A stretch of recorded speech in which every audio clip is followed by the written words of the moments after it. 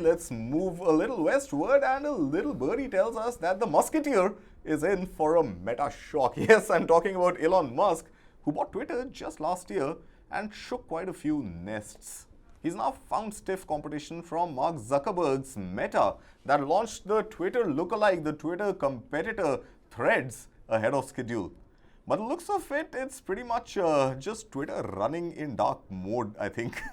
But with 57 million, I've been told 57 million installs on day one, and Instagram's already existing 2 billion user base, just a click away from installing the sister app, are Twitter's days of influence really numbered? Or, well, is this just another Me Too app that won't stand the test of time? Well, I've got Shweta continuing with me, and my friend Justin joins me as well.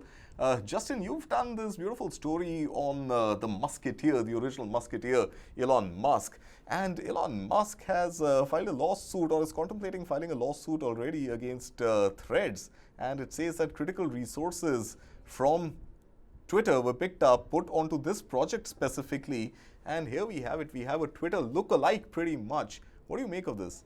Exactly. I mean, the talk of the town at that time was that a lot of people actually pointed out that when he went on a sacking spree, he took almost like 60-70% of workforce out, which means that they were pointed out that he didn't really know whom he was sacking, because every department saw some or the other form of entrenchments. So at the end of the day, when he finally realizes right now is that the key people that he had sacked now had always had an option like Meta that is offered right now. So they are placed right now there, and he is creating because Meta got that ground base, because you have to understand you can sign through an Instagram account. Correct. You don't require any other sign up. So Instagram already has a 2 billion user base already, so which can automatically transfer to the Threads right now. And so imagine you don't really need to build a community, because you can easily transport your community from one Meta platform to another Meta platform. But hold your thoughts, and Shweta, I'll come to you in just a bit.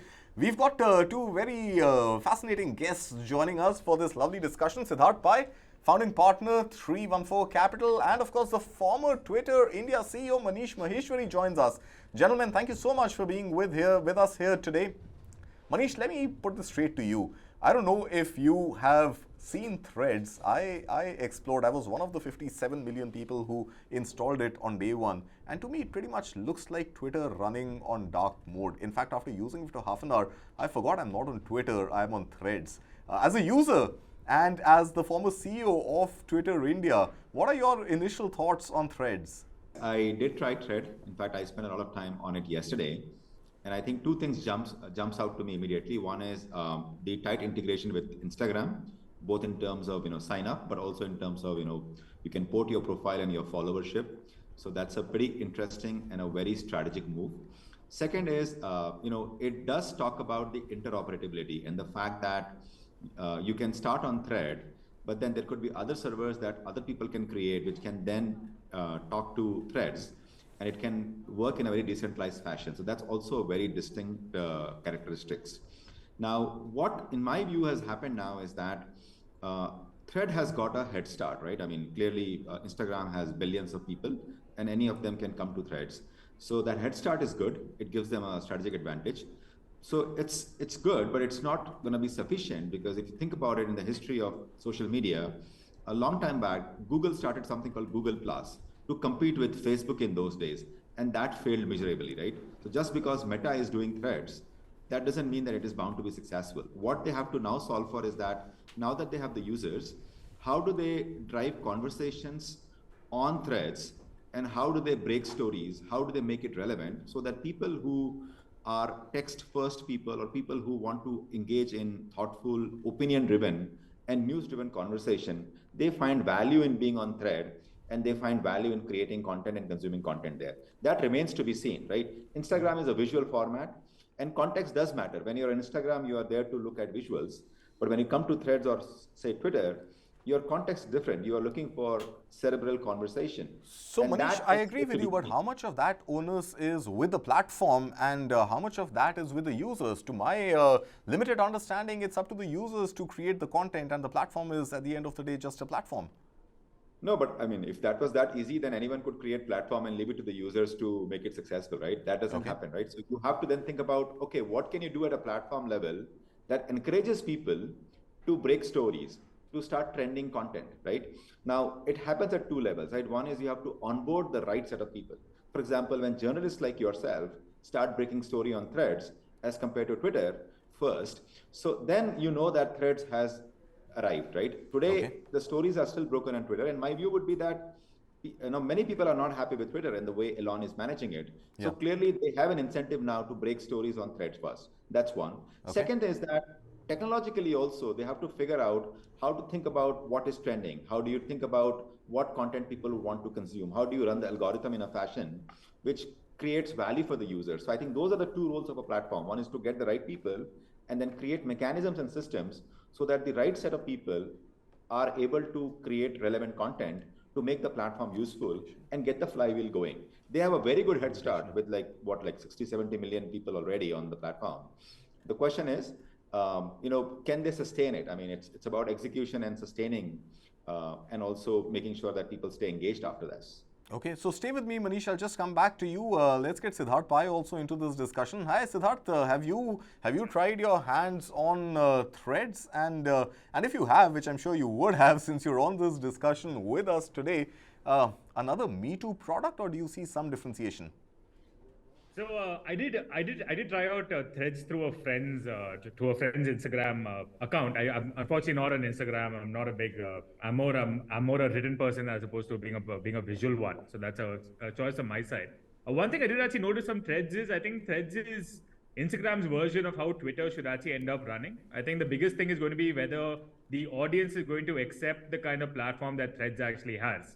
Because if you notice, some of the core Twitter users may not actually be people who are comfortable with Meta's policies. One of the conversations that's also doing the rounds now is that the amount of information that Threads actually requires from you is far more than what actually Twitter has been using in the first place itself. So there are definitely privacy concerns that actually come in. I do agree with what was actually said, such that I think Threads also needs to actually find its own place. I mean, its own identity can't be an alternative to Twitter. Now, Twitter actually rose about because it became a quickfire means of actually sharing bite-sized information with the rest of the world, and it did actually manage to find a niche over there itself. Whereas Threads, I think, is like a verbal version of Instagram, which is something that's not, which is not something that the core Twitter followers are actually looking for, not something that will actually appeal to the core Instagram follower as well. So I think it's a novelty factor, and given the fact that Meta is an extremely large app, and the challenge between both the founders of Meta as well as Tesla and the cage match, etc., obviously would have driven up views. But whether this is a flash in the pan or something that's more sustainable, I think it's going to be Threads' investment into its community that's going to determine whether this will become successful or whether this is something else that'll be written off over time itself as another failed experiment, for that Okay, matter. okay. So, and we have seen other Me Too's not really cutting as much ice as was expected. And this, I'm also talking about Jack Dorsey's own Blue Sky initiative. But Manish, let me just bring this back to you for a minute and let me talk about the lawsuit and the whole battle between Elon Musk and Mark Zuckerberg. And Elon Musk pretty much saying that cheating isn't really part of the game, but accusing Mark Zuckerberg's Meta of hiring former Twitter employees. Does that seem to be a fair argument from a man who had pretty much fired 70% of his workforce without presumably doing any due diligence on what these employees were doing and what they were capable of? Well, I mean, I don't know the legalities of it, and I can't comment on it. I mean, if someone gets fired and finds a new job, I mean, they are well within their right to accept a job and work on the new job. I think what is not acceptable is that they carry the documents and the internal information other than what they can retain in their head, right? I mean, of course, whatever you know and the knowledge you have, you will, of course, carry that with you, but not like any documents.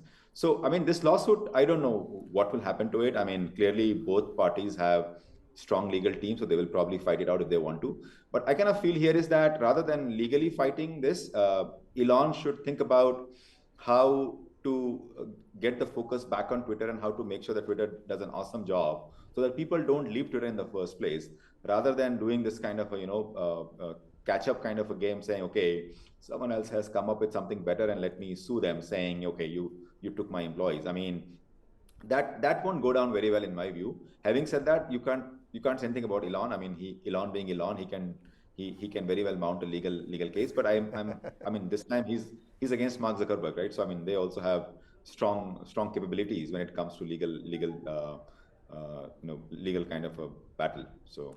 Right. So Manish Maheshwari, Siddharth Pai, thank you so much for taking time out and being with us on this very interesting story. Unfortunately, we are running completely out of time, but I want to throw the last comments to my colleague Shweta Kothari, who's here with us. Shweta, give me the user journey experience, and you of course have a good following on Twitter. Are you going to switch over to Threads, and is that going to be yet another app, or do you think over time it could become the app where your entire ecosystem is linked across Facebook, Instagram, and Twitter? Okay, let me start by correcting. I don't have a fraction of the following as many of my colleagues here on News9, but at the same time, I am an active Twitter user. You know, as our guests rightly pointed out, specifically Manish pointed out, that until it remains a platform where news is first broken in, it will remain a dominant platform. The moment that changes and people increasingly go to Threads to get their daily news updates, for journalists like us, if we start breaking the news first on Threads, that is where the audience will move. That is the day where Twitter's got to worry about. Right. So News9 Live is on Threads as well as on Twitter. So follow us on both places. And before we wind up this lovely discussion that we've had today, my friend Justin had worked on this beautiful documentary available on News9 Plus called The Musketeer, which pretty much tries to decipher, rip open the mind of Elon Musk. Let's just leave you with some glimpses of that documentary, which you can watch the whole documentary by downloading the News9 Plus app. Thank you so much for watching. Goodbye. The world's richest man acquired Twitter for $44 billion and sacked half of its workforce. He comes across as a bit of a brat, who's overconfident and too much in love with his own intellect. Is there a method to Elon Musk's maverick move? I would not underestimate Elon Musk, and he has a unique management style in doing these things. The churn has sent shockwaves across the world. And already we see that advertisers have stopped advertising. That is impacting revenue. He's an innovator, he speaks his mind. He could be wrong, he could be right, but that's the way he is. The question is not as much about how Twitter will survive Elon Musk, but how Elon Musk will survive Twitter. The Musketeer.